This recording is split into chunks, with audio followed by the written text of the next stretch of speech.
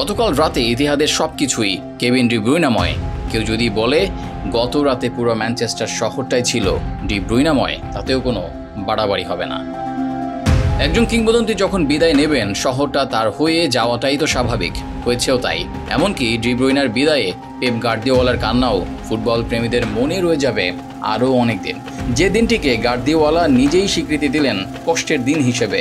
গত প্রায় এক দশক প্রিমিয়ার লিগের রাজত্ব করেছে ম্যান সিটি। এই এক দশকের শেষ 8 মৌসুমে 6টি লিগ শিরোপাই জিতেছে সিটি, যেখানে 4টি শিরোপা একটানা জিতেছে ক্লাবটি। আর এই 6 শিরোপা জয়ের অন্যতম নায়ক ডি ব্রুইনা।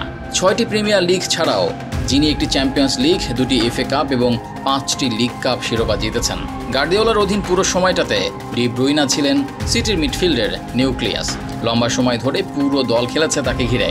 এ সময়ে কার্যকারিতা এবং নান্দনিকতার অনন্য এক দৃষ্টান্ত হয়ে উঠেছিলেন এই বেলজিয়ান তারকা।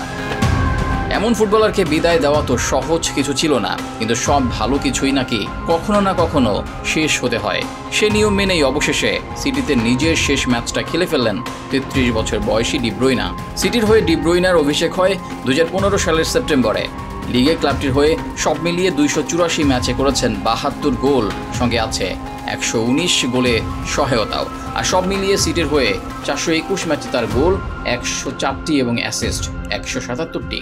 ডি ব্রুইনাকে বিদায় জানাতে আয়োজনে অবশ্য কোনো ঘাটতি রাখেনি সিটিজেনরা। পুরো স্টেডিয়াম অন্ধকার করে দেখানো হলো তার জন্ম দেওয়া স্মরণীয় মুহূর্তগুলো। সেই অন্ধকার ছিঁড়ে একসময় আলো হয়ে হেঁটে আসলেন ডি ব্রুইনা নিজেই। সঙ্গে ছিলেন পরিবারের সদস্যরা। এ সময় দর্শকদের মোবাইলের ফ্ল্যাশলাইটের আলোর সঙ্গে মাঠের আলো মিলেমিশে একাকার হয়ে তাকে যেন বুকে টেনে নিল। ডি ব্রুইনাকে অভিবাদন জানাতে দুপাশে দাঁড়িয়েছিলেন ক্লাবের খেলোয়াড় কর্মকর্তারা। পাশাপাশি ডি ব্রুইনার অবদানকে স্মরণ রাখতে ইতিহাদের বাইরে তার ভাস্কর্য বানানোর ঘোষণাও দিয়েছে সিটি কর্তৃপক্ষ।